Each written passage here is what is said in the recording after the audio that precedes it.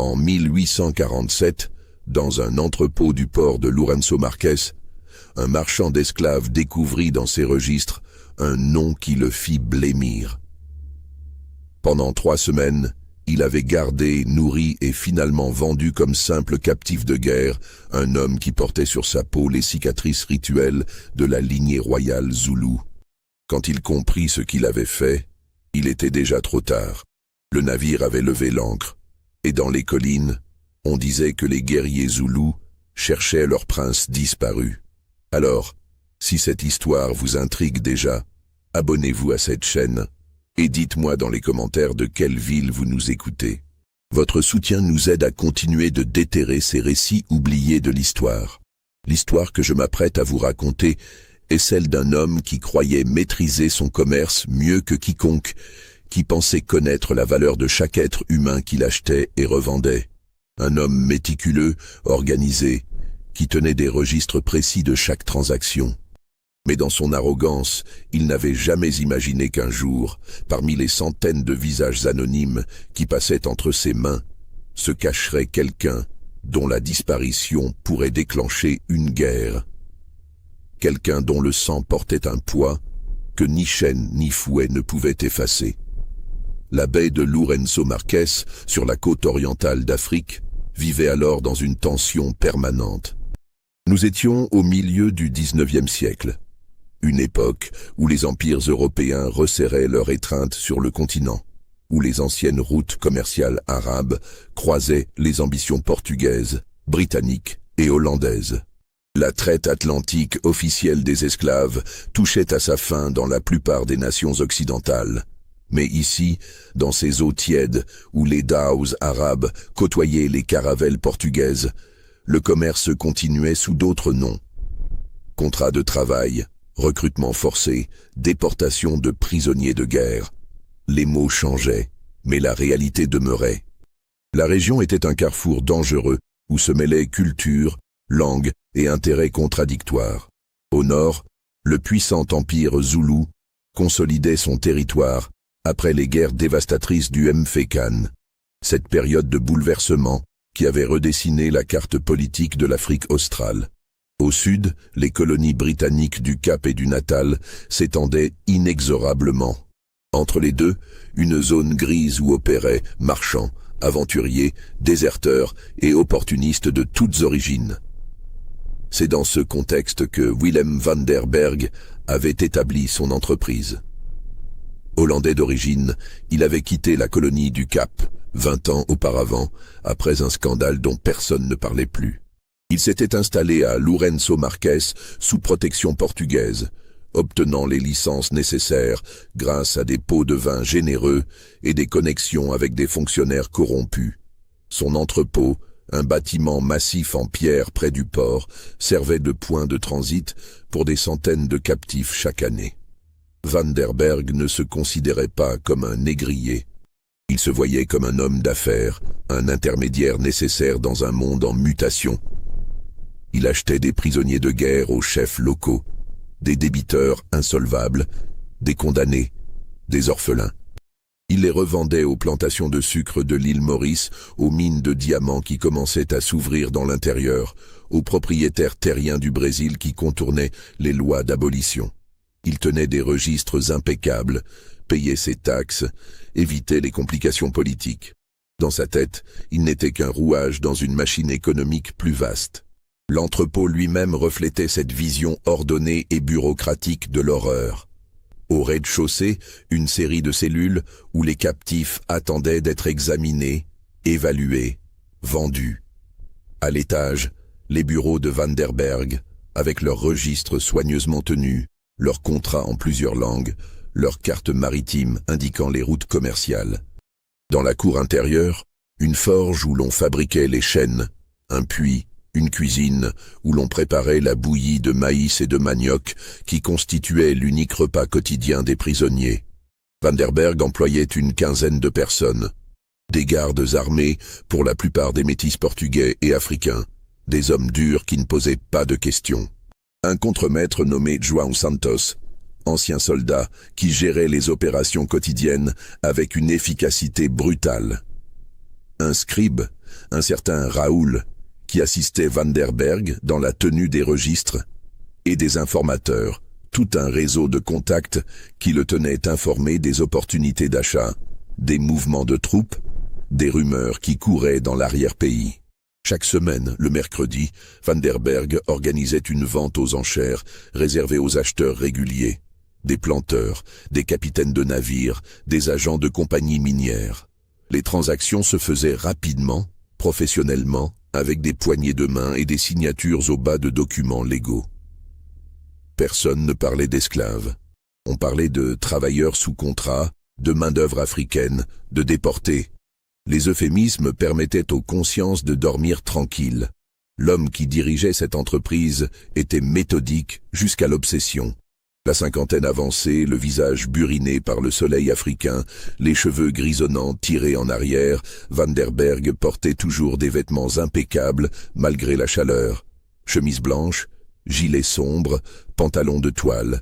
Il ne buvait pas, ne jouait pas aux cartes, ne fréquentait pas les tavernes du port. Il vivait seul dans une maison modeste près de l'entrepôt, consacrant chaque heure de veille à son commerce. Mais derrière cette façade d'ordre et de respectabilité, Van der Berg portait une anxiété sourde. Il savait que son activité dépendait d'un équilibre fragile. Trop d'attention des autorités britanniques et il pourrait se retrouver accusé de traite illégale.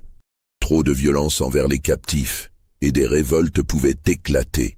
Trop de négligence dans la sélection de ses produits et sa réputation pourrait souffrir. Il marchait sur une corde raide et il le savait. C'est cette anxiété qui le poussait à être si minutieux dans ses procédures. Chaque nouveau captif était examiné médicalement pour éviter d'introduire des maladies dans l'entrepôt. Chaque transaction était documentée avec nom, origine supposée, prix d'achat, prix de vente. Van der Berg conservait même des dessins approximatifs des marques tribales ou cicatrices distinctives, au cas où des questions se poseraient plus tard. Cette documentation, pensait-il, le protégeait. Elle prouvait qu'il opérait dans les règles, aussi sordides soient-elles. C'est au début du mois de mars 1847 qu'un groupe inhabituel arriva à l'entrepôt. Van der Berg l'attendait.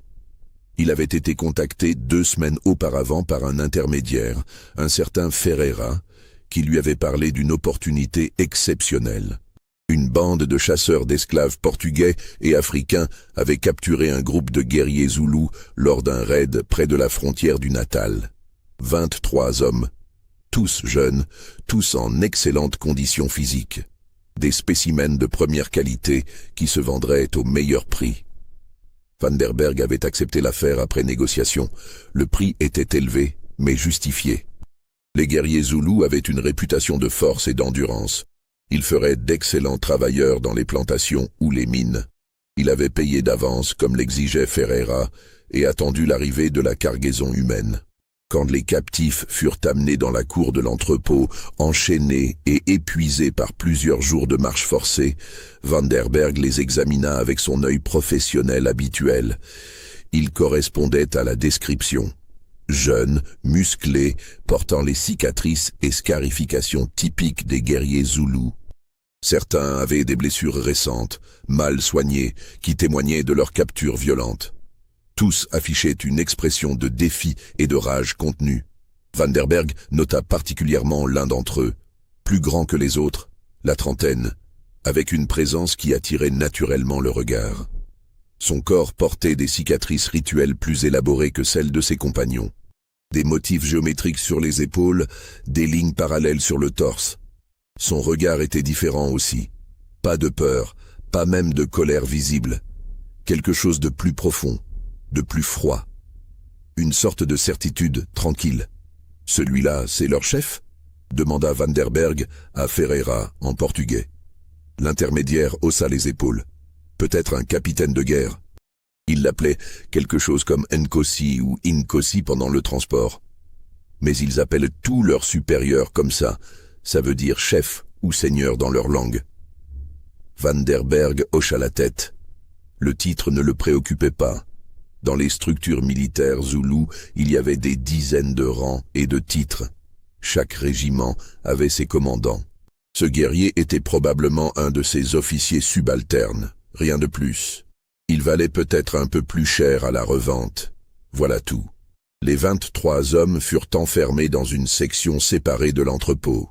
Vanderberg donna des instructions strictes à João Santos. Ces captifs étaient dangereux, dressés au combat depuis l'enfance. Double garde la nuit, pas de regroupement de plus de 5 individus à la fois dans la cour, surveillance constante. Les chaînes devaient être vérifiées 2 fois par jour. Dans les jours qui suivirent, Vanderberg observa que le groupe se comportait différemment des autres captifs. Il ne se plaignait pas, ne suppliait pas, ne tentait pas de communiquer avec les gardes.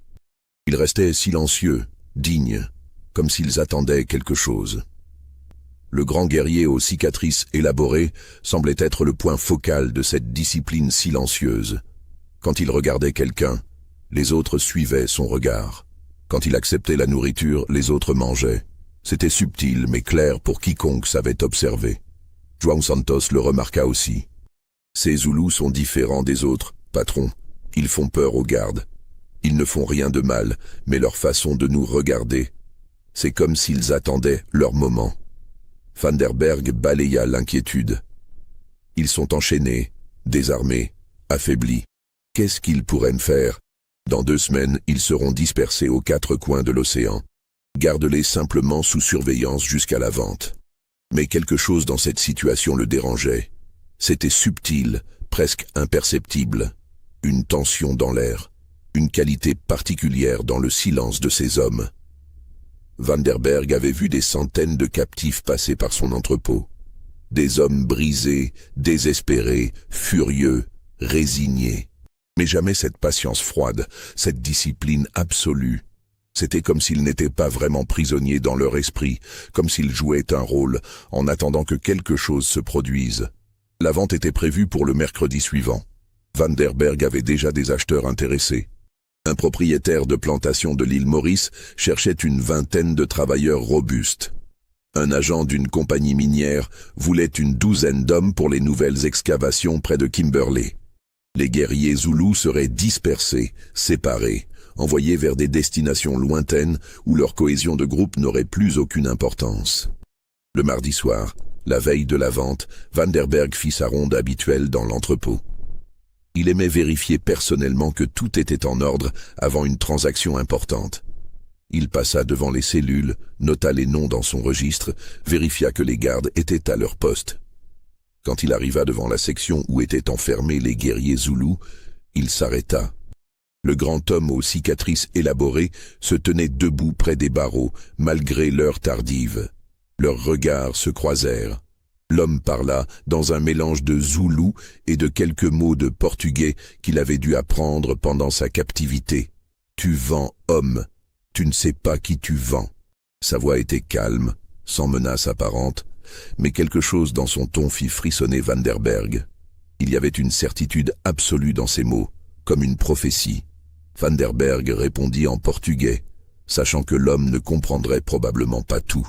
« Je sais exactement ce que je fais. Vous êtes des prisonniers de guerre, c'est légal. Demain, vous aurez de nouveaux maîtres, et cette affaire sera close. » L'homme continua de le fixer, puis il dit quelque chose en zoulou, une phrase longue et complexe. Vanderberg ne comprit rien, mais le ton était celui d'une déclaration formelle. Autour du grand guerrier, ses compagnons s'étaient levés et se tenaient immobiles, comme des témoins silencieux d'un moment important. Vanderberg tourna les talons, mal à l'aise. Il se dit que c'était ridicule d'être intimidé par un prisonnier enchaîné. Mais en remontant vers son bureau, il ne put s'empêcher de ressentir une inquiétude sourde. Quelque chose n'allait pas, mais il ne savait pas quoi. Cette nuit-là, il eut du mal à dormir. Dans ses rêves fragmentés, il voyait des régiments de guerriers zoulous, leurs boucliers ovales et leurs lances courtes, avançant en formation parfaite vers son entrepôt. Il se réveilla plusieurs fois en sueur, l'impression d'entendre des tambours de guerre dans le lointain. Le mercredi matin, la vente se déroula comme prévu. Les acheteurs arrivèrent à l'heure, examinèrent la marchandise, négocièrent les prix. Les 23 guerriers zoulous furent répartis entre 3 acheteurs différents. Le grand homme aux cicatrices élaborées fut acheté par un capitaine de navire nommé Henderson, un Britannique qui transportait régulièrement des travailleurs contractuels vers les plantations de sucre de l'île Maurice. 8 de ses compagnons partirent avec lui. Les autres furent divisés entre le propriétaire terrien et l'agent de la compagnie minière. Van der Berg encaissa les paiements, signa les documents de transfert, fit les entrées dans ses registres. Transaction numéro 347 de l'année. Tout était en ordre. Les acheteurs partirent avec leurs acquisitions. Le navire du capitaine Henderson devait lever l'ancre le soir même pour profiter de la marée. Dans son bureau, Van der Berg compta ses profits. L'affaire avait été excellente. Le prix de vente dépassait largement le coût d'achat, même après les frais de détention et de nourriture. Il nota soigneusement les détails dans son grand registre relié de cuir. Date, nom des acheteurs, nombre de captifs, montant. À côté du nom du grand guerrier, il écrivit simplement « Captif Zoulou, cicatrice rituelle élaborée, environ 30 ans, vendue à Henderson pour transport vers Maurice. » Le soir venu, Van der Berg se permit un verre de Porto, chose rare chez lui. Il se sentait soulagé. Cette transaction l'avait rendu nerveux d'une façon qu'il ne parvenait pas à expliquer, et maintenant c'était terminé. Les guerriers Zoulous étaient partis. Le navire d'Henderson voguait vers l'est. Dans quelques jours, ces hommes seraient dispersés dans des plantations différentes, et leur cohésion de groupe serait brisée à jamais. Ils ne savaient pas encore qu'au même moment, à plus de 300 kilomètres au sud, un régiment entier de guerriers zoulous commençait à se rassembler à la frontière du Natal. Des messagers couraient entre les kraals, portant un message urgent. Un homme important avait disparu, un homme dont le sang était royal. Et des rumeurs circulaient qu'il avait été vu parmi des captifs, enchaînés, traînés vers le nord en direction de Lourenço Marques. Les premières nouvelles arrivèrent à Van der Berg une semaine plus tard, mais il n'y prêta pas attention. Un de ses informateurs, un commerçant qui voyageait régulièrement dans l'intérieur, mentionna en passant qu'il y avait une agitation inhabituelle chez les Zoulous. Des mouvements de troupes, des rassemblements. Mais c'était courant, expliqua l'informateur. Les Zoulous étaient toujours en conflit avec quelqu'un, que ce soit les Britanniques, les Boers ou d'autres tribus africaines. Van der Berg n'y pensa plus. Il était occupé par une nouvelle livraison de captifs, des femmes et des enfants cette fois, capturés lors d'une razzia dans un village de l'intérieur. Il gérait les aspects logistiques, organisait la prochaine vente, correspondait avec des acheteurs potentiels. Mais João Santos, son contremaître, semblait préoccupé. Il vint voir Van der Berg un matin, 2 semaines après la vente des guerriers Zoulous. « Patron, les gardes parlent. Il y a des rumeurs étranges qui circulent au port. » Van der Berg leva les yeux de ses registres. « Quel genre de rumeurs ?»« On dit que les Zoulous cherchent quelqu'un. Un de leurs chefs de guerre. Ou un prince peut-être. Il aurait été capturé par des chasseurs d'esclaves il y a 1 mois. Les Zoulous interrogent tous les marchands, tous les transporteurs. Ils offrent une récompense pour des informations. » Van der Berg sentit un frisson glacé lui parcourir l'échine. Un prince? C'est impossible. Les princes zoulous ne se baladent pas seuls dans la brousse pour se faire capturer. João haussa les épaules. C'est ce que disent les rumeurs. Apparemment, il y avait eu une dispute dans la famille royale. Ce prince ou chef, ou peu importe son titre, s'était exilé volontairement avec un groupe de ses fidèles. Une affaire d'honneur. Mais maintenant, la situation politique a changé. On a besoin de lui pour des négociations avec les Britanniques. Et quand ils ont voulu le rappeler, ils ont découvert qu'il avait disparu. Van der Berg se leva brusquement. « Attendez, vous parlez de combien d'hommes dans son groupe ?» Les rumeurs parlent de 20, 25 guerriers. Le sang de Van der Berg se glaça. 23. Il avait acheté 23 guerriers zoulous. Il se précipita vers son registre, feuilleta frénétiquement les pages jusqu'à trouver l'entrée correcte. Là, écrit de sa propre main, 23 captifs zoulous achetés à Ferreira, 1er mars 1847. Il relut ses notes. Rien n'indiquait quoi que ce soit d'inhabituel, À part cette observation sur le grand guerrier avec les cicatrices élaborées. Ces cicatrices. Vanderberg n'était pas expert en marquage tribaux zoulous, mais il savait que certains motifs étaient réservés à la noblesse, à certaines lignées spécifiques. « Il me faut plus d'informations », dit-il à João. « Trouvez-moi tout ce que vous pouvez sur cette histoire. Nom, description, tout. Et surtout, découvrez si quelqu'un a donné mon nom aux Zoulous. » Dans les jours suivants, Vanderberg vécut dans l'anxiété. Il continua ses activités normales, mais une part de son esprit ne cessait de tourner autour de cette possibilité terrifiante. Et si c'était vrai? Et s'il avait vraiment vendu un membre de la famille royale Zoulou? Il essaya de se rassurer. Même si c'était le cas, quel risque courait-il? Les Zoulous ne pouvaient pas l'atteindre ici, sous protection portugaise. Et de toute façon, l'homme était déjà loin, en route vers l'île Maurice. Impossible à récupérer maintenant. L'affaire était close. Mais au fond de lui, Vanderberg savait que rien n'était jamais vraiment clos en Afrique. Les rancunes duraient des générations. Les dettes de sang ne s'effaçaient pas. Et les Zoulous étaient connus pour leur mémoire longue et leur sens aigu de la justice. Si cette révélation vous donne des frissons, n'hésitez pas à liker cette vidéo et dites-moi dans les commentaires ce que vous pensez qu'il va arriver à Vanderberg. João revint une semaine plus tard avec des informations plus précises. Il avait parlé à plusieurs sources, recoupé les histoires, et le portrait qui émergeait était glaçant. L'homme que Vanderberg avait vendu s'appelait Makanda. C'était un fils cadet du précédent roi Zoulou, un demi-frère du roi actuel. Il n'était pas en ligne directe pour le trône, mais son sang était indéniablement royal. Quelques années auparavant, lors d'une dispute de succession complexe, Makanda avait choisi l'exil plutôt que de participer à une guerre civile fratricide. Il était parti avec ses fidèles, une vingtaine de guerriers d'élite, et s'était installé dans une région frontalière, vivant de chasse et de raids occasionnels. Mais récemment, la situation avait changé. Les Britanniques intensifiaient leur pression sur le royaume zoulou.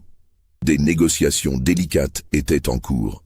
Le roi actuel avait besoin de tous les membres influents de la famille royale pour présenter un front uni face aux Européens. Des émissaires avaient été envoyés pour convaincre Makanda de revenir. Quand ces émissaires étaient arrivés au campement de Makanda, ils l'avaient trouvé vide. Des traces de lutte, des armes abandonnées, des signes d'une attaque surprise. En suivant les pistes, ils avaient découvert des témoins dans des villages proches. Un groupe de chasseurs d'esclaves, probablement portugais et africains, avait capturé Makanda et ses hommes dans une embuscade nocturne. Les captifs avaient été traînés vers le nord. Depuis lors, les Zoulous cherchaient. Des guerriers avaient été envoyés pour suivre la piste. Des espions interrogeaient les marchands. Une récompense considérable avait été offerte. Mais la piste s'était perdue quelque part près de la côte. « Patron », dit João d'une voix grave, « si c'est vraiment ce prince que vous avez vendu, nous avons un problème. » Un très gros problème. Vanderberg resta silencieux un long moment. Puis il demanda, « Ferreira, où est Ferreira ?»« Disparu. Personne ne l'a vu depuis la transaction. Il a quitté Lourenço Marques le lendemain de la livraison des captifs. » Vanderberg jura. Ferreira avait su. Il avait su qui étaient ces captifs. Et c'est pour ça qu'il avait exigé un paiement immédiat et qu'il avait disparu. Il avait refilé le problème à Vanderberg, et maintenant c'était lui qui devrait faire face aux conséquences. « Et Henderson ?» demanda Vanderberg. « Le capitaine qui a acheté Makanda ? Son navire est arrivé à Maurice il y a 10 jours. Les captifs ont été débarqués et vendus aux enchères là-bas. Makanda a été acheté par un propriétaire de plantation nommé De Souza. Une grande exploitation dans le nord de l'île. » Vanderberg se prit la tête entre les mains. La situation était pire qu'il ne l'imaginait. Makanda n'était pas simplement loin, il était sur une île, dans une plantation, probablement sous un faux nom, impossible à localiser sans enquête approfondie. Et même si quelqu'un retrouvait sa trace, comment le libérer? Le propriétaire avait des documents légaux prouvant son achat. Il faudrait une action en justice complexe, ou pire, une intervention violente. Dans les jours suivants, Vanderberg essaya de maintenir une apparence de normalité, mais il ne dormait presque plus. Chaque bruit nocturne le faisait sursauter. Chaque visiteur inconnu à l'entrepôt était un danger potentiel. Il doubla les gardes, fit installer de meilleurs verrous, commença à envisager de déménager son commerce vers une autre ville. Puis, un matin, un événement étrange se produisit. Un homme se présenta à l'entrepôt, demandant à parler à Vanderberg. Il était grand, la peau sombre, vêtu d'un mélange de vêtements européens et africains. Il parlait un portugais parfait, avec un accent indéterminé. « Monsieur Vanderberg, je viens au nom de personnes intéressées par certaines transactions que vous avez effectuées récemment. » Vanderberg le reçut dans son bureau, la main posée sur le pistolet chargé qu'il gardait maintenant constamment dans un tiroir. « De quelle transaction parlez-vous » L'homme sourit. « Ne jouons pas à ce jeu. Vous savez très bien de quoi je parle. Le groupe de guerriers zoulous que vous avez acheté en mars. 23 hommes. L'un d'eux avait des cicatrices particulières sur les épaules et le torse. » Vanderberg ne dit rien, attendant la suite. « Mes employeurs voudraient savoir où se trouve cet homme maintenant. Ils sont prêts à payer généreusement pour cette information et pour votre discrétion concernant toute cette affaire. Qui sont vos employeurs ?» L'homme haussa les épaules. « Des gens qui préfèrent rester anonymes, disons simplement qu'ils ont un intérêt personnel dans le bien-être de cet individu. » Vanderberg comprit immédiatement. C'était un agent, probablement au service du royaume zoulou, ou peut-être d'intermédiaires britanniques ou portugais qui jouaient leur propre jeu dans cette affaire. L'important était qu'ils offraient de l'argent et la promesse de discrétion. Vanderberg hésita. Il pouvait donner l'information, encaisser l'argent, et espérer que tout se règle sans qu'il soit davantage impliqué. Ou il pouvait mentir, nier, et espérer que l'affaire disparaisse d'elle-même. Cet homme a été vendu à un capitaine de navire britannique nommé Henderson. Le navire est parti pour l'île Maurice, je ne sais rien de plus. L'agent hocha la tête. Maurice. C'est un début. Avez-vous d'autres détails? Un nom de plantation? Un acheteur spécifique? Vanderberg secoua la tête. Henderson revendait ses captifs aux enchères à Maurice. Je n'ai aucun moyen de savoir qui les a achetés ensuite. C'était un mensonge. Vanderberg entretenait des contacts réguliers avec plusieurs marchands de Maurice. Il pourrait obtenir l'information s'il le voulait, mais quelque chose le retenait de trop en dire. L'agent déposa une bourse lourde sur le bureau. « Pour votre coopération jusqu'ici. Si vous apprenez quoi que ce soit d'autre, faites-le moi savoir. » Il laissa une adresse, un entrepôt près du port. Après son départ, Vanderberg ouvrit la bourse. De l'or. Beaucoup d'or. Plus qu'il ne gagnait en un mois de transactions normales. Mais cet argent avait un goût amer. C'était le prix de son implication dans une affaire qui le dépassait complètement. Dans les semaines qui suivirent, Vanderberg essaya d'obtenir discrètement plus d'informations sur le destin de Mackanda. Il écrivit à des contacts à Maurice sous des prétextes commerciaux, posant des questions apparemment innocentes sur les dernières ventes aux enchères, les nouveaux arrivages de travailleurs. Les réponses qu'il reçut le glacèrent. Oui, un lot de travailleurs zoulous était arrivé sur le navire d'Henderson début avril. Ils avaient été vendus rapidement car les Zoulous avaient une excellente réputation. Un grand homme avec des cicatrices distinctives avait été acheté par Armand de Souza, propriétaire d'une des plus grandes plantations de sucre de l'île. De Souza l'avait payé un prix élevé, car l'homme semblait fort et en bonne santé malgré le voyage. Mais il y avait autre chose. Plusieurs lettres mentionnaient des incidents sur la plantation de Souza. Rien de très clair, mais des rumeurs couraient. Un des nouveaux travailleurs zoulous causait des problèmes. Pas de rébellion ouverte, mais une attitude de défi, une influence sur les autres travailleurs. De Souza avait dû augmenter la surveillance, séparer certains captifs pour briser les alliances. Vanderberg comprit que Mackanda ne se soumettait pas. Même enchaîné, même réduit en esclavage, il conservait sa dignité, son autorité naturelle. C'était à la fois admirable et terrifiant. Un homme comme ça ne pouvait pas être brisé par la simple force. Il fallait le briser psychologiquement, spirituellement, ou alors il finirait par créer de vrais problèmes.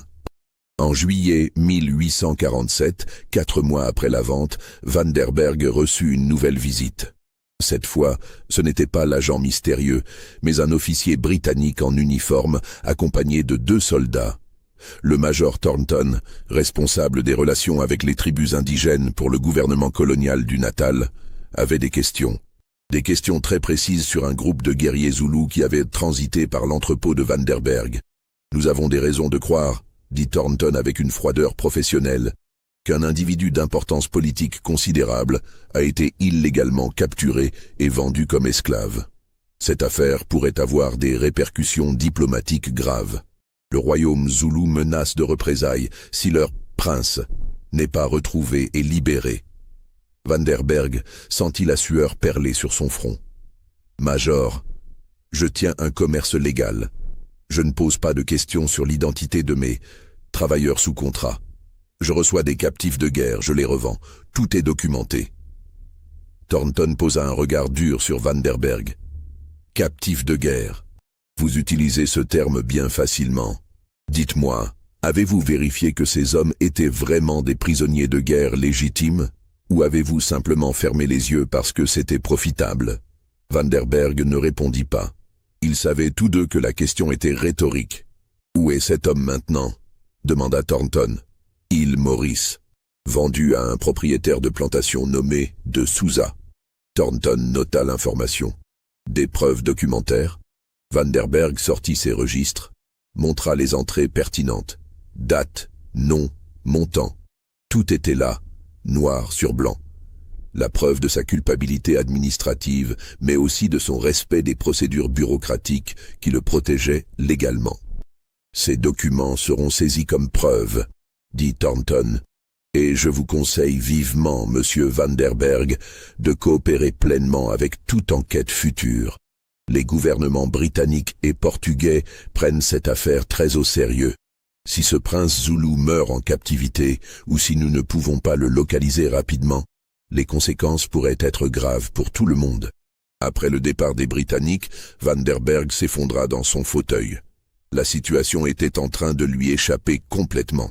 Ce qui avait commencé comme une simple transaction commerciale se transformait en incident diplomatique international. Les Zoulous voulaient leur prince, les Britanniques voulaient éviter une guerre.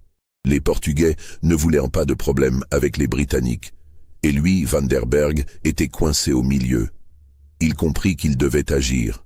S'il ne faisait rien, il deviendrait le bouc émissaire de toute cette affaire.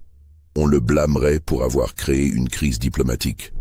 Son commerce serait détruit et peut-être même serait-il arrêté. Van der Berg écrivit une longue lettre à de Souza à Maurice. Il expliquait la situation aussi délicatement que possible. L'homme que de Souza avait acheté n'était pas un simple travailleur. C'était un membre de la famille royale zoulou.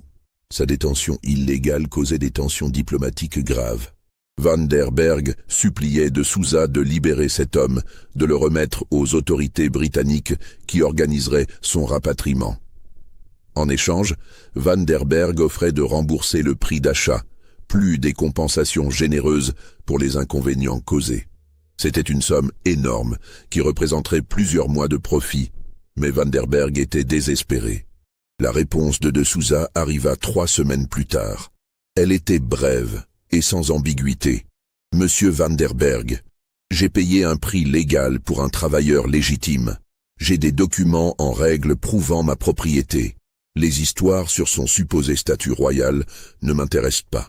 Si les autorités britanniques ou zoulous veulent cet homme, qu'elles entament des procédures légales appropriées. En attendant, il reste ma propriété et travaille dans mes champs. Vos offres de compensation sont refusées. Ne me contactez plus à ce sujet. » Van der Berg lut et relut cette lettre avec un sentiment de désespoir croissant. De Souza ne comprenait pas ou refusait de comprendre l'énormité du problème.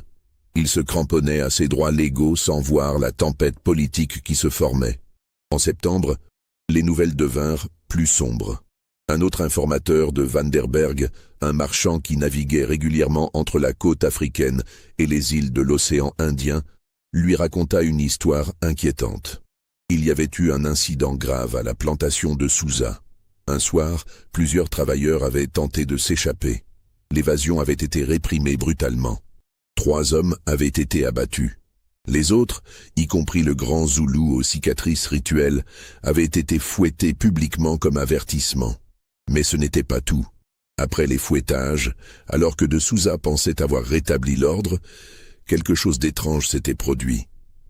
Le Zoulou, le dos encore sanglant des coups de fouet, s'était levé et avait parlé, pas en supplication ou en imprécation. Il avait parlé calmement dans un mélange de Zoulou et de français approximatif qu'il avait appris.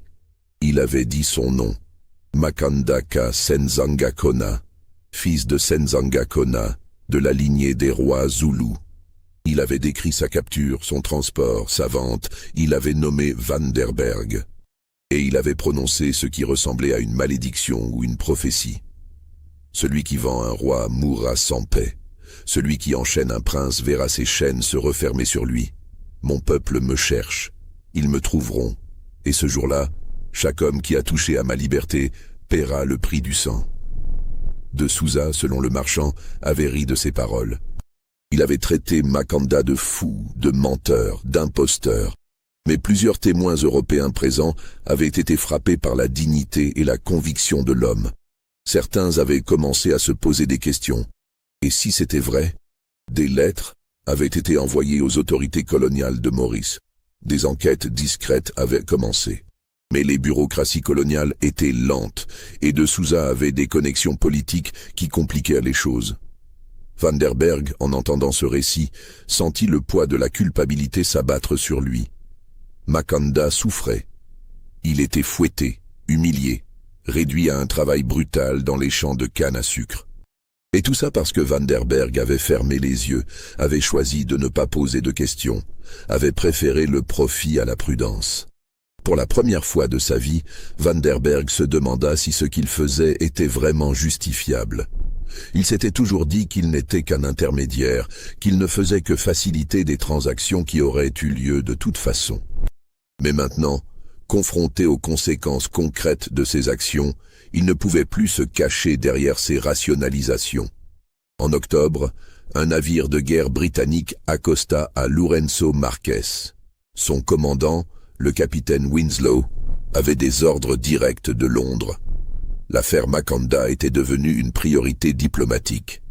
Le gouvernement britannique voulait éviter une guerre avec les Zoulous, qui étaient déjà assez agités par d'autres griefs. Si Makanda pouvait être localisé et libéré, cela démontrerait la bonne volonté britannique et faciliterait les négociations en cours. Winslow convoqua Vanderberg à bord de son navire. L'entretien fut brutal et sans détour. « Monsieur Vanderberg, vous êtes directement responsable de cette crise. Votre négligence, votre cupidité ont mis en danger les relations entre l'Empire britannique et une nation africaine puissante. Des gens pourraient mourir à cause de votre incompétence. » Vanderberg essaya de se défendre. « Je ne savais pas qui il était. Comment aurais-je pu savoir ?» Winslow le coupa. « Vous auriez dû savoir. C'est votre métier de savoir. » Les marques sur son corps, son comportement, l'attitude des autres captifs envers lui, tout indiquait qu'il n'était pas un prisonnier ordinaire.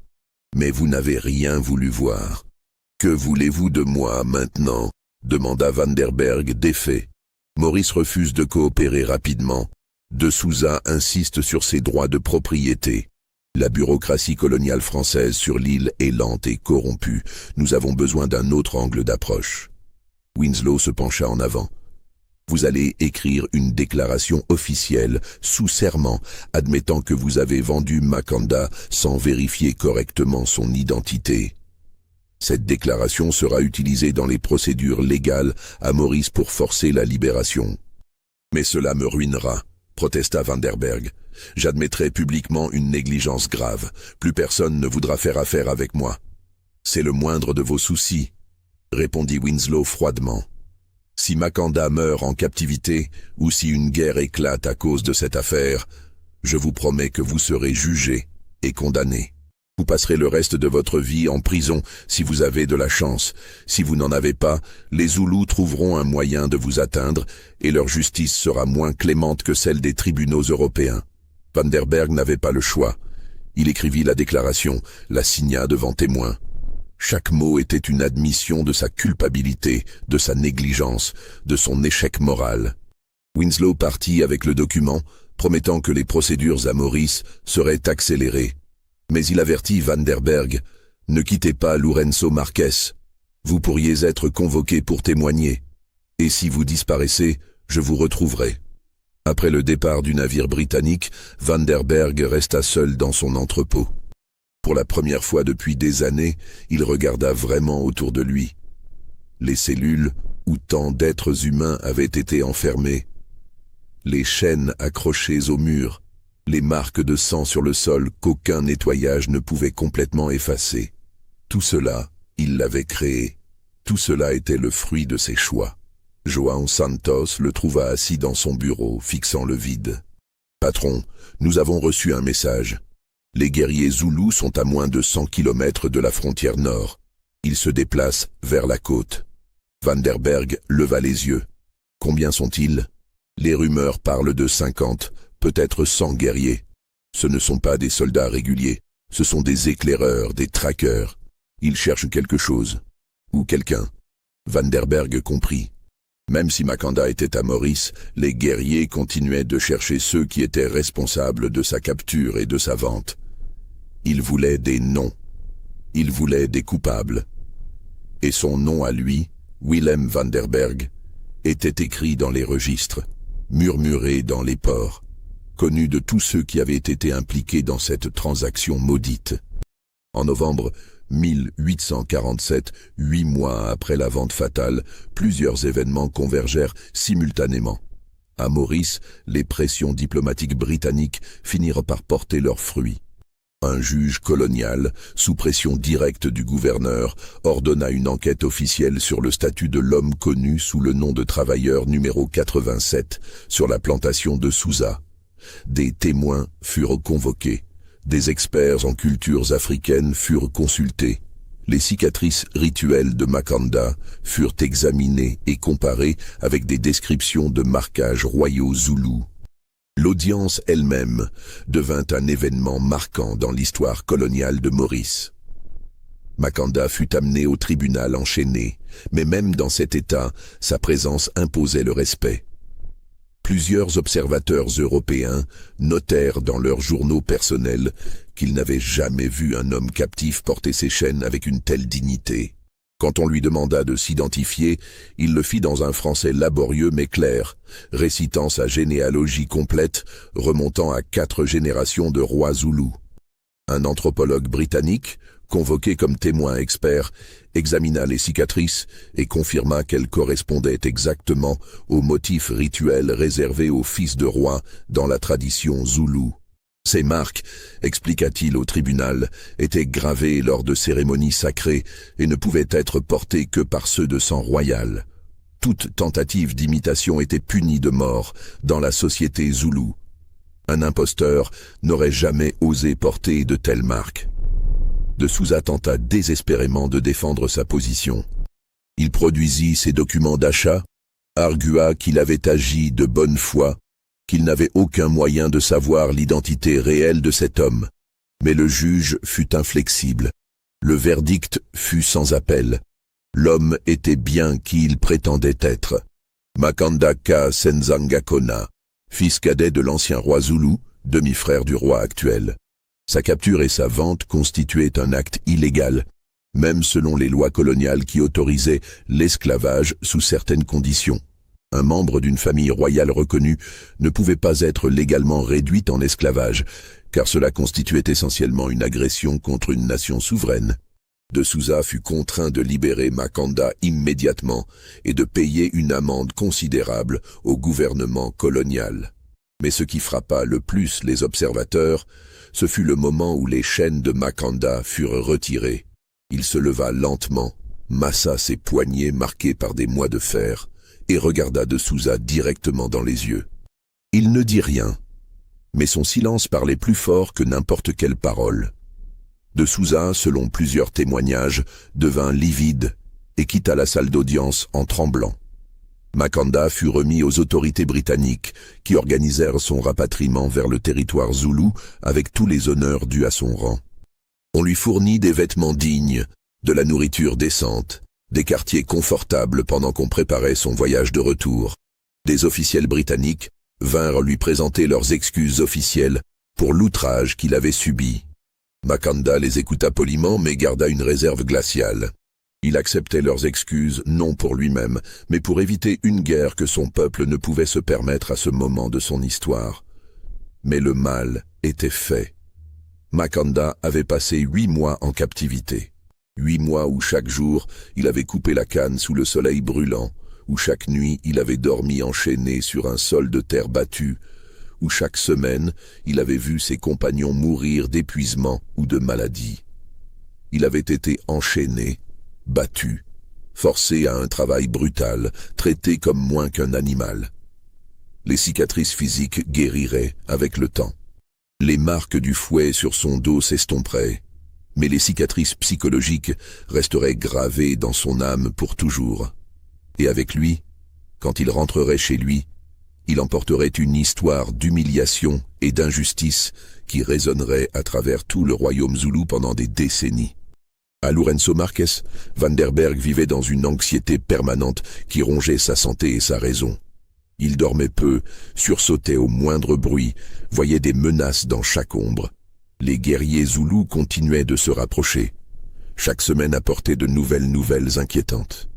Les informateurs rapportaient qu'ils avaient interrogé plusieurs marchands avec une efficacité brutale. Qu'ils avaient retrouvé la trace de Ferreira quelque part dans l'intérieur, près de la frontière du Natal.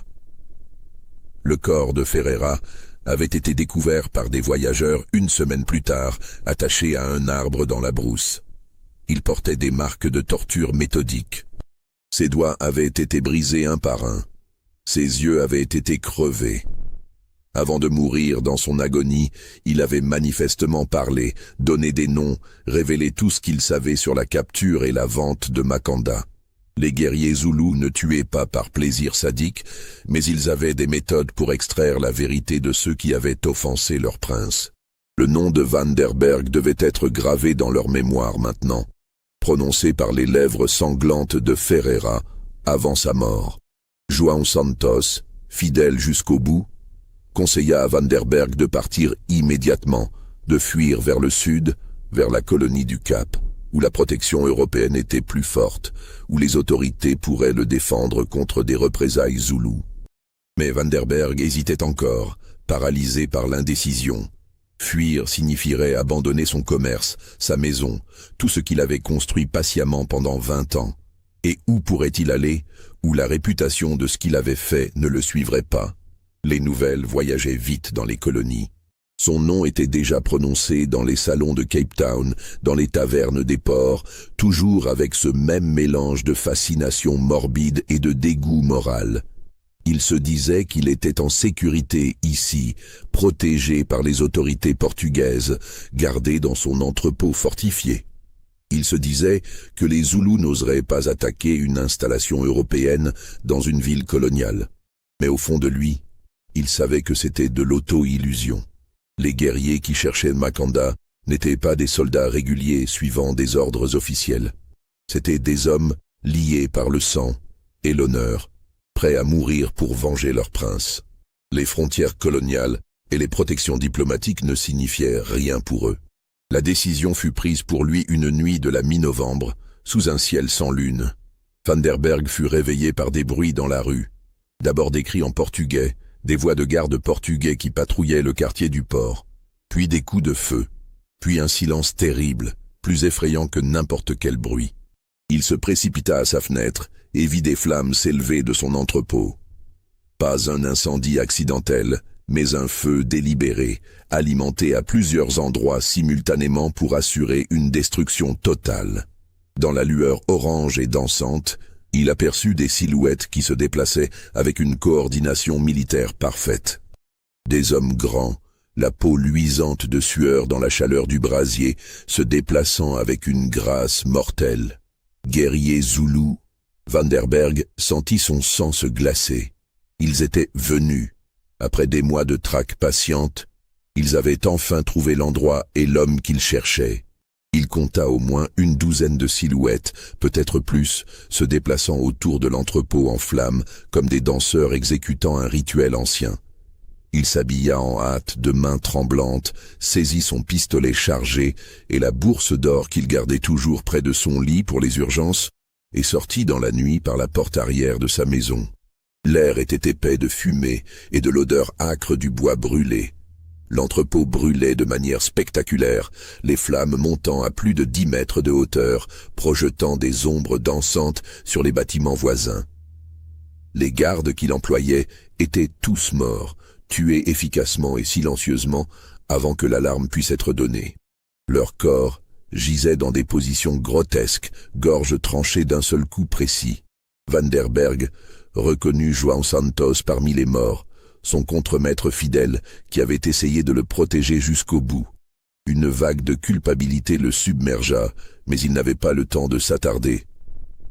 Il courut vers le port, espérant trouver un bateau, n'importe quel bateau prêt à partir immédiatement. Ses poumons brûlaient, son cœur battait si fort qu'il croyait qu'il allait exploser. Derrière lui, il entendait les guerriers qui ne le poursuivaient pas directement encore, mais qui détruisaient systématiquement tout ce qui portait son nom, tous les registres, tous les documents qui prouvèrent son existence et son commerce.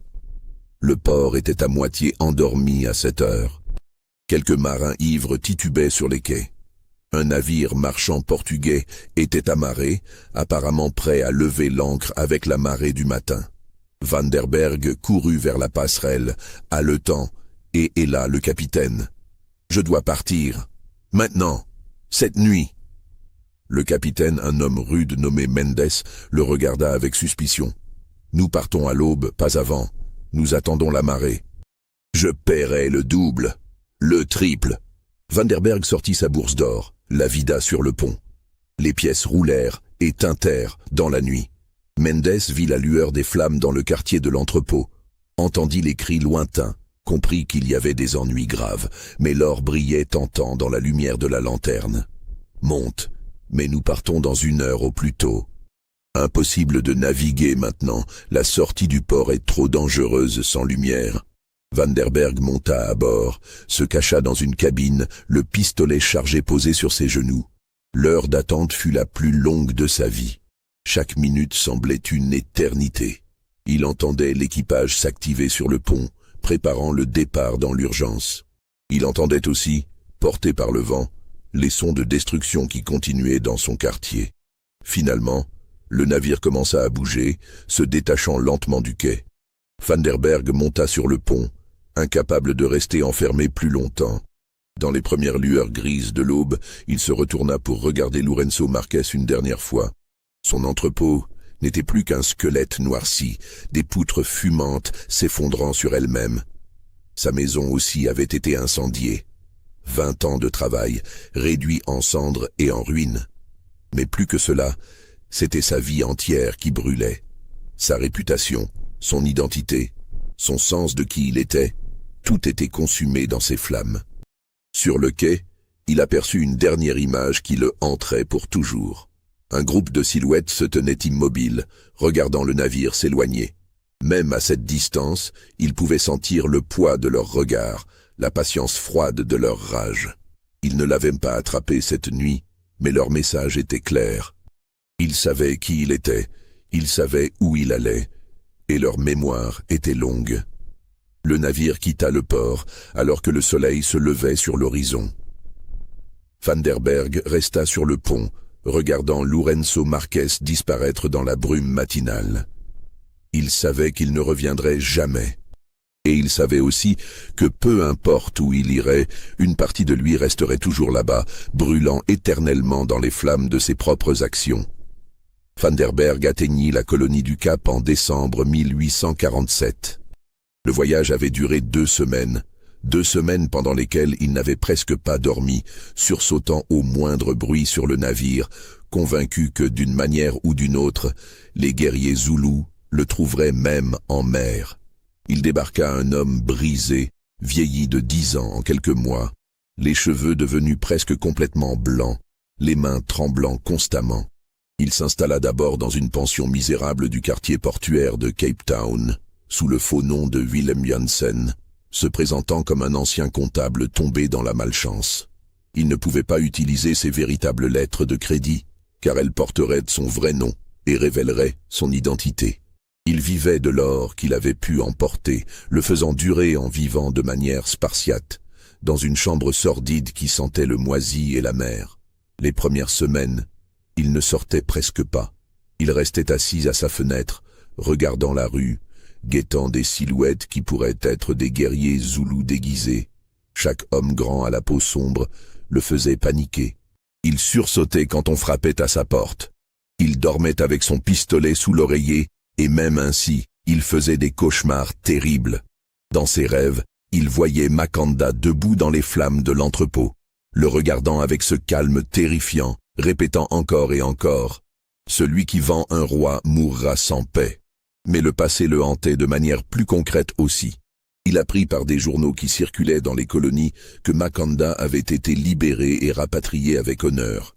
Les Britanniques avaient organisé une cérémonie diplomatique élaborée à Durban, où Makanda avait été officiellement rendu à son peuple. Le gouverneur britannique lui-même avait présenté des excuses publiques. Les journaux décrivaient Makanda comme digne et réservé, acceptant les excuses avec la grâce d'un véritable prince.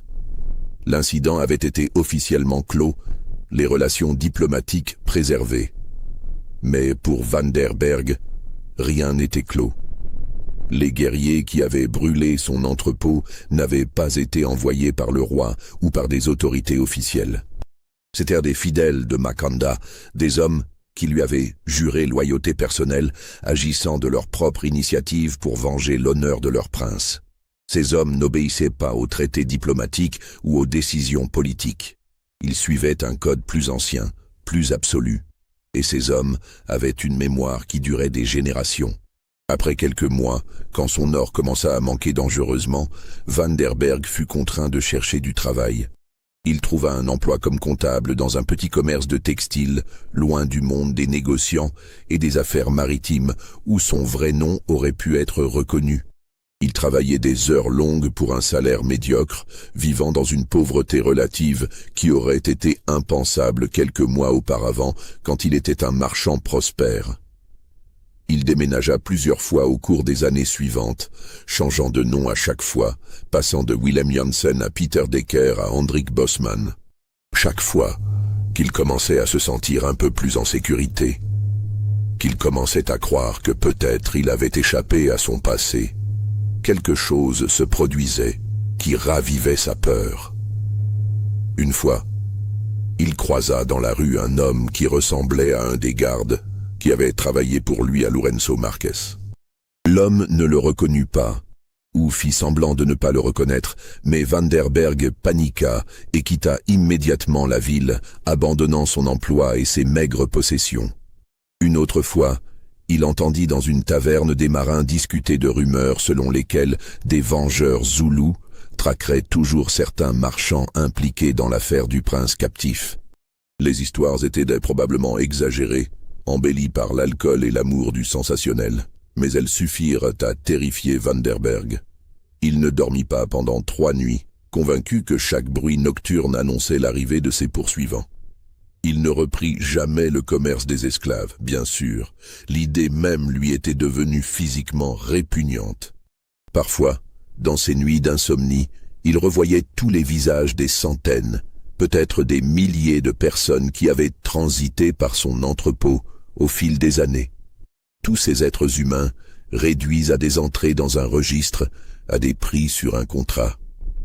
Il voyait leurs yeux, entendait leurs pleurs étouffés, sentait le poids de leur désespoir. Et parmi tous ces visages, celui de Makanda se détachait toujours, calme et certain, le regardant avec un jugement silencieux. Il essaya une fois d'écrire une lettre à Makanda. Une tentative pathétique de s'excuser, d'expliquer, de demander peut-être un pardon qu'il savait ne pas mériter. Il passa des heures à rédiger cette lettre, la réécrivant encore et encore, cherchant les mots justes. Mais finalement, Il la déchira et la jeta dans le feu. Que pourrait-il dire? Comment pourrait-on s'excuser d'avoir réduit un prince en esclavage? Certaines actions étaient au-delà de toute rédemption possible.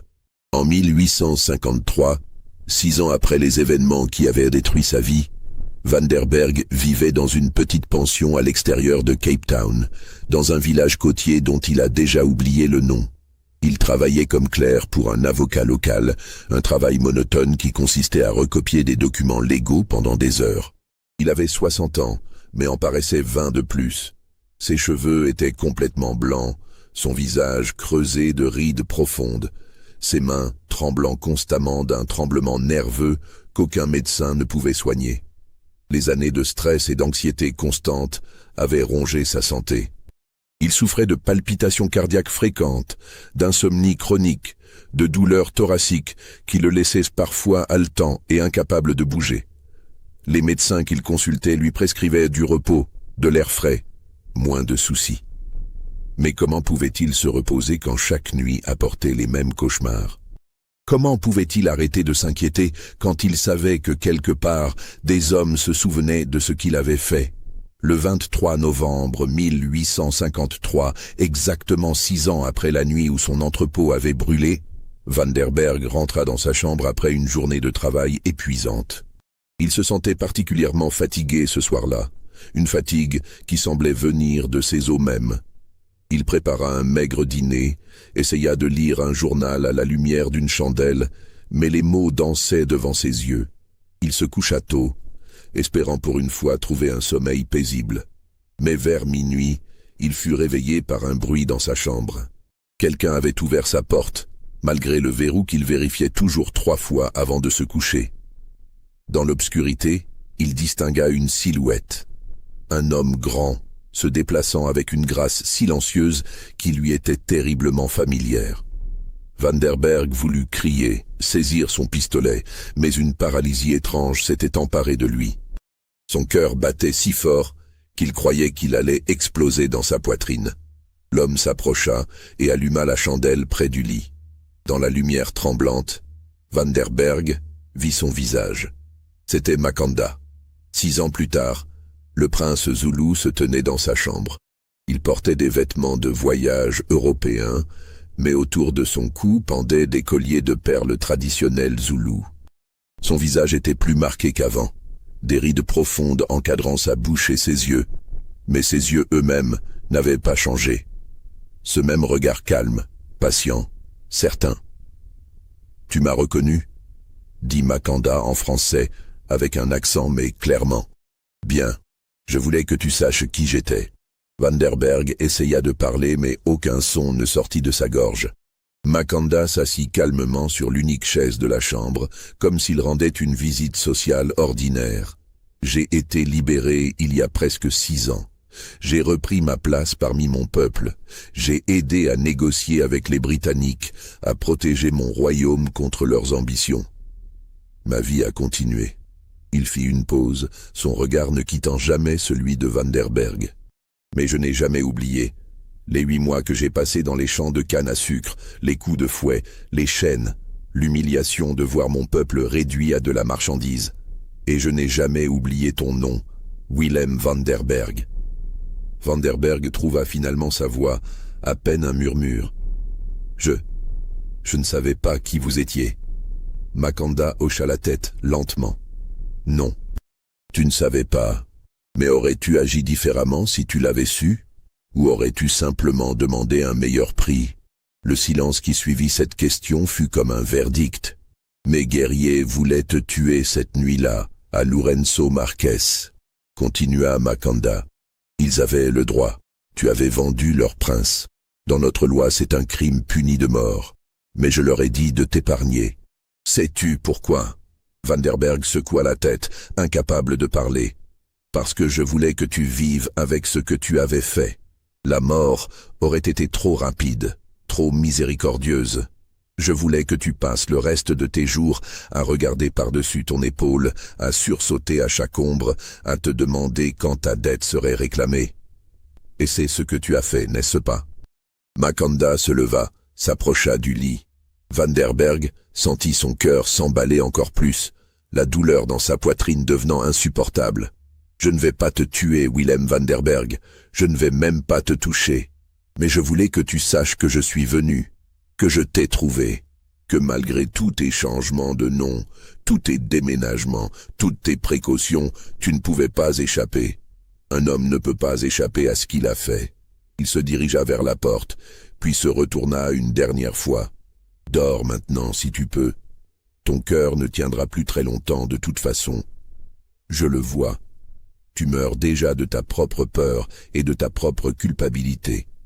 C'est une justice plus parfaite que tout ce que je pourrais t'infliger. » Il sortit aussi silencieusement qu'il était entré, fermant la porte derrière lui. Van der Berg resta allongé dans son lit, fixant le plafond, la douleur dans sa poitrine se propageant dans son bras gauche. Il savait ce que cela signifiait. Son cœur était en train de céder, mais étrangement il ne ressentait plus de peur. Seulement une fatigue immense, un soulagement presque. C'était fini. La fuite perpétuelle, l'angoisse constante, tout cela touchait à sa fin. Il ferma les yeux. Sa dernière pensée fut pour tous ces visages dans son entrepôt, toutes ces vies qu'il avait brisées. Il se demanda si quelque part, dans quelque concept de justice universelle, il y aurait un endroit où il devrait répondre de ses actes. Il espérait presque qu'il y en ait un. Le matin suivant, la propriétaire de la pension le trouva mort dans son lit. Le médecin qui examina le corps nota dans son rapport: défaillance cardiaque, probablement causée par épuisement nerveux chronique et stress prolongé. Le sujet présentait tous les signes d'une anxiété pathologique de longue durée. Mais la propriétaire, quand on l'interrogea, mentionna quelque chose d'étrange. La veille au soir, elle avait vu un homme grand, à la peau sombre, élégamment vêtu, entrer dans la pension. Il avait demandé quelle chambre occupait Monsieur Bosman. Elle lui avait indiqué, supposant qu'il s'agissait d'un ami ou d'un associé. L'homme était resté environ 1 heure, puis était reparti sans un mot. Le lendemain matin, Monsieur Bosman était mort. Y avait-il un lien? Les autorités coloniales ne virent aucune raison de mener une enquête approfondie. Un homme sans importance, vivant sous un faux nom, mort de cause apparemment naturelle. Rien qui mérite une attention particulière dans une colonie où les gens mouraient tous les jours pour 1000 raisons différentes. Son corps fut enterré dans un cimetière anonyme à la périphérie de la ville, sous le nom de Hendrik Bosman. Aucune pierre tombale ne fut placée. Aucune cérémonie ne fut organisée. Quelques collègues de travail assistèrent à l'enterrement par obligation sociale, mais aucun ne pleura. Comment aurait-on pu pleurer un homme que personne ne connaissait vraiment? Le vrai Willem van der Berg disparut ainsi de l'histoire, emportant avec lui ses secrets et sa culpabilité. Les autorités ne firent jamais le lien entre le respectable marchand de Lourenço Marques et le clerc solitaire mort dans l'obscurité à Cape Town.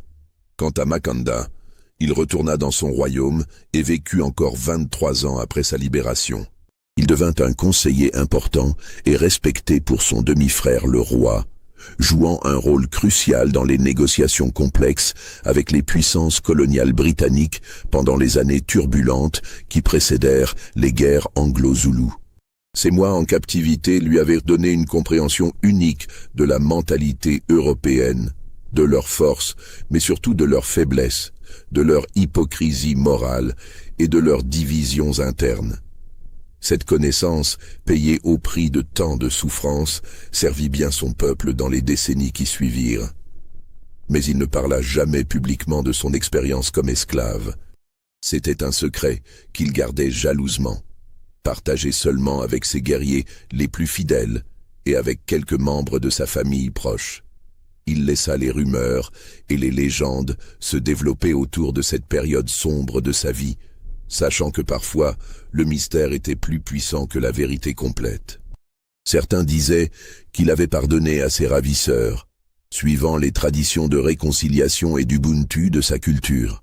D'autres murmuraient qu'il avait personnellement traqué chaque homme impliqué dans sa capture et sa vente, exécutant une vengeance silencieuse et méthodique qui ne laissait aucune trace. La vérité, comme souvent dans l'histoire, restait ambiguë, cachée derrière des couches de secrets et de légendes. Mais ceux qui connaissaient Makanda personnellement disaient qu'après son retour, il y avait quelque chose de changé en lui. Une dureté nouvelle dans son regard quand il traitait avec les Européens. Une détermination froide dans sa voix quand il parlait de protéger l'indépendance de son peuple. L'humiliation qu'il avait subie ne l'avait pas brisé. Elle l'avait trempé, comme on trempe l'acier dans le feu, le rendant plus fort, mais aussi moins flexible, moins disposé au compromis. Les registres de Vanderberg, ceux qui avaient échappé aux flammes de son entrepôt, furent saisis par les autorités britanniques lors de leur enquête initiale.